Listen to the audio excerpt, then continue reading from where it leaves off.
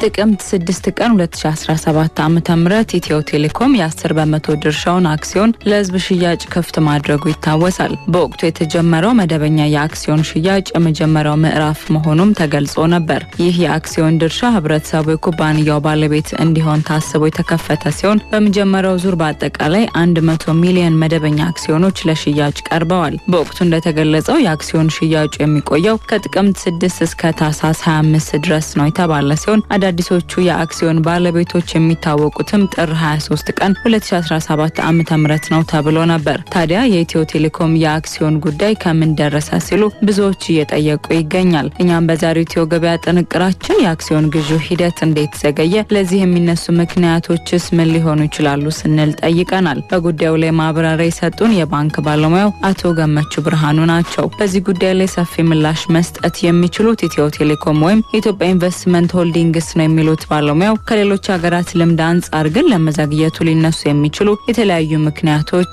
አሉ ይላሉ። በልምድ ሌሎች ሀገሮች ላይ ለምን እንደዚህ አይነት ነገሮች ይዘገያሉ ከሚሉት ነገሮች እንጀምር። አንደኛውና ፖለቲካዊ የሆነ ጉዳይ ሊሆን ይችላል። መንግስት 10% እየሸጠ ያለ እንደመሆኑ በተለያዩ ምክንያቶች ለውሳኔ ያስቸገሩት ነገሮች ሊኖሩ ይችላሉ። ወይ ፍላጎት ጋር የተያዘ ሊሆን ይችላል። ብቻ የፖለቲካ ውሳኔ ጋር ሄዶ ገብቶ ተይዞ ሊሆን የሚችልበት እድሉ ሊኖር ይችላል። አንዳንድ ሰዎች ሰሞኑን በዛ መልኩ ነው ሲያብራሩት የነበሩት፣ ግን በእርግጠኝነት ልናውቅ አንችልም ማለት ፈልጌ ነው። ሁለተኛው የተቆጣጣሪ አካላት ጉዳይ ነው። አሁን በኢትዮጵያ ውስጥ የኢትዮጵያ ሰነደ መዋዕለ ንዋይ ገበያ የሚባለው ባለስልጣን መስሪያ ቤት የሰነደ መዋዕለ ንዋዮችን ግብይት፣ ሽያጭም ሆነ ግዢ ሬጉሌት የሚያደርገው ተቋም አለ። ይህ ተቋም በባህሪው አዲስ ነው። ህጎችን ገና በአዲስ መልኩ እያወጣ ነው። የኢትዮጵያው ሰነደ መዋዕለ ንዋይ ገበያ ወይ ደግሞ ኢኤስኤክስ ወደ ስራ ገብቷል። እስካሁን ግን በሚፈለገው ደረጃ ለምሳሌ ኢንቨስትመንት ባንኮች ራሱ እየገቡ አይደለም። ሌሎች ክሬዲት ሬቲንግ ኤጀንሲዎች እየገቡ አይደለም። የአክሲዮን ደላላዎች እየገቡ አይደለም። የገበያ አከናዋኞች የምንላቸው ዲለርስ እየገቡ አይደለም።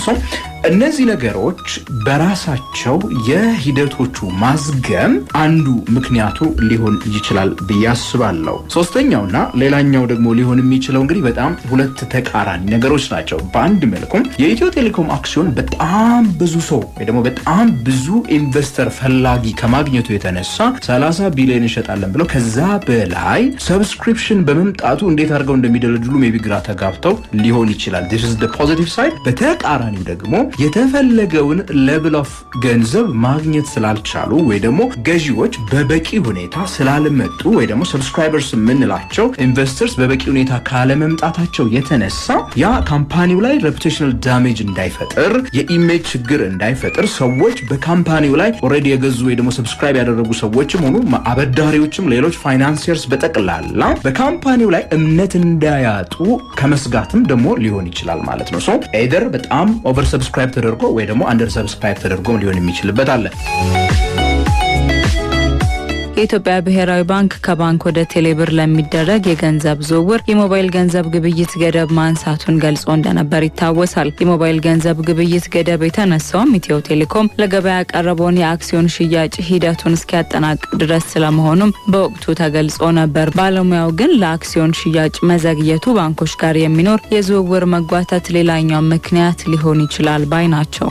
ሌላው ከባንክ ሲስተም ጋር የተያዘ ሊሆን የሚችልበት እድል አለ። ብዙ ጊዜ ክፍያዎች ከመዘግየት ጋር በእኛ ሀገር ከባንክ ለምሳሌ ክፍያዎችን ማስተላለፍ በጣም ከባድ ስለሆነ የአርቲጂኤስ ሲስተሙ በተለይ እንግዲህ ወደ ቴሌብር ገንዘቡን ወስዶ ቴሌብር ላይ ለመክፈል እነዚህ በጣም ኢቨንት የሆኑ ምክንያቶች ሊሆኑ የሚችሉበት እድል አለ። ሌላው ደግሞ የኮሚኒኬሽን ስትራቴጂ ማጣት ሊሆን ይችላል። እንግዲህ ሜቢ አክሲዮን ለገዙ ሰዎች አክሲዮኑን መሸጥ ሲጀምር ኢአይኤችም ሆነ ወይ ኢትዮ ቴሌኮም እንዴት አድርጎ ከገዢዎች ጋራ ከኢንቨስተሮች ጋራ ኮሚኒኬት እያደረገ እንደሚቀጥል ያላሰበ በት ጉዳይ ሊሆን የሚችልበት እድል ይኖራል ማለት ነው። እንደዚህ አይነት መዘግየቶች በተለያዩ ሀገራት ያጋጥማሉ፣ እንደ አዲስ መታየትም የለባቸውም የሚሉት አቶ ገመቹ ይህ ማለት ግን መዘግየቶቹ ተጽዕኖ የላቸውም ማለት አለመሆኑን ያነሳሉ። በሌሎች ዓለሞችም ቢሆን አይፒኦ በተደረገበት ጊዜ አይፒኦች መዘግየት በተለያዩ ምክንያቶች እኛ ሀገር አሁን በሆነው ምክንያት ላይሆን ይችላል፣ ግን በተለያዩ ምክንያቶች አይፒኦች ይዘገያሉ። አዲስ ነገር አይደለም፣ ቶታሊ ጉዳት አያመጡም አይደለም፣ ነገር ግን አዲስ ነገሮች አይደሉም። ለምሳሌ ቻይና ውስጥ አንድ ድርጅት ወደ አይፒኦ ወጥቶ እስከ 400 ቀን በላይ ዲሌዎች ይፈጠሩበታል ይባላል።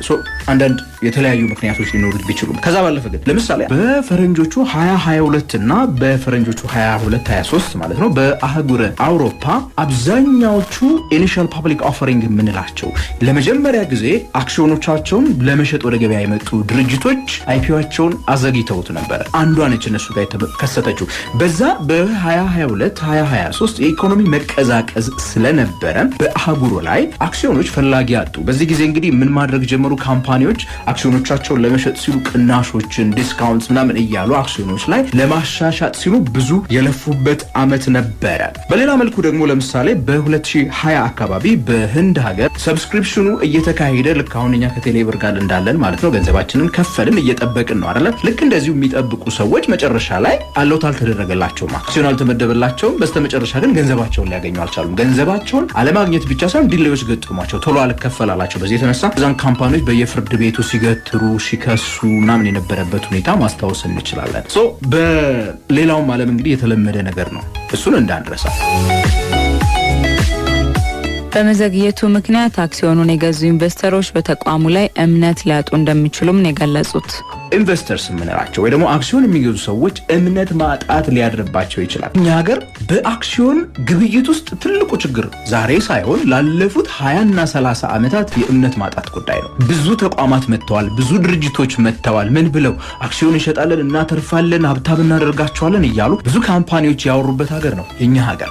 እዚህ ሀገር ውስጥ እንደዚህ የአክሲዮን ሽያጭን በተለይ የገበያውን መሪ ይሆናል የሚባል ካምፓኒ እንዲህ መደባበቁ ትንሽ የኢንቨስተሮች እምነት ማጣት እንዳያስከትል ፈራለሁ። ይሄ ትልቁ ጉዳቱ ሊሆን ይችላል። ሌላው ደግሞ ገበያው ላይ ራሱ ሰዎች እርግጠኛ ላይሆኑ ይችላሉ። የአንሰርቴኒቲስ የምንላቸው ማለት ነው። ምክንያቱም ሰዎች ኦኬ የቴሌ እንዲህ ከሆነ ሌላ ካምፓኒ መጥቶ ሌላ አንድ ለዚያውም የመንግስት የልማት ድርጅት የሆነ ኢትዮ ቴሌኮም በጣም አትራፊ የሆነው ካምፓኒ እንዲህ ካደረገ ሌሎች ካምፓኒዎች ላይ እንዴት ነው እርግጠኛ ሆኜ የሰብስክሪፕሽን ገንዘብ ከፍዬ አክሲዮን እስኪሰጡኝ ድረስ ምጠብቀው ብለው ሌሎች አይፒኦዎች ላይ ጥርጥር ሊያድርባቸው የሚችልበት እድል ይፈጠራል። ሌላው ደግሞ እንግዲህ የፋይናንስ ሎስ እንደሚገጥመን እርግጥ ነው። በተለይ ደግሞ ብራችንን አውጥተናል፣ ከፍለናል። ኦሬዲ ቴሌብር ላይ ሁላችንም እንደምናውቀው የገዛን ሰዎች ማለት ነው አክሲዮኑ ብራችንን ከሰጠን በኋላ በአት ኤንድ ኦፍ ዘ ዴይ ለምሳሌ አክሲዮን ባይደለደልልን ለኛ ገንዘባችንን ላለፉት እንግዲህ ስንት ወራት ማለት ነው እነሱ ጋር አንደኛ የዋጋ ግሽበቱ ኢንፍሌሽኑ በልቶታል። ከዛ ባለፈ ምንም ወለድ እያገኘንበት አልነበረ።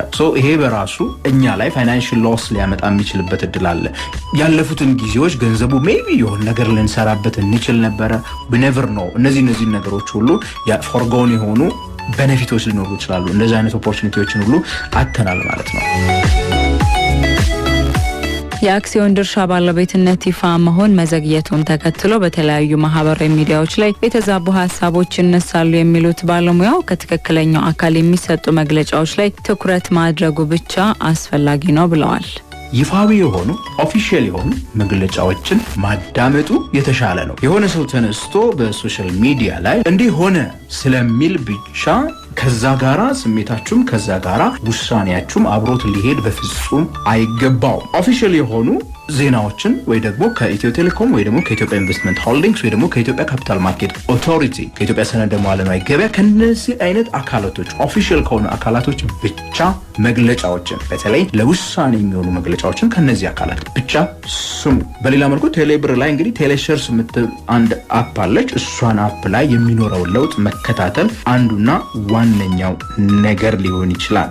እርግጥ ነው ትረስት ኢሮድ ያደርጋል። ይሄ መሆኑ ሚስጥር መሆኑ መደባበቁ ስለ አይፒኦ መረጃ አለመስጠቱ ችግር እንዳለበት እኔ አምንበታለሁ እንደ አንድ አክሲዮን እንደገዛ ሰው ማለት ነው።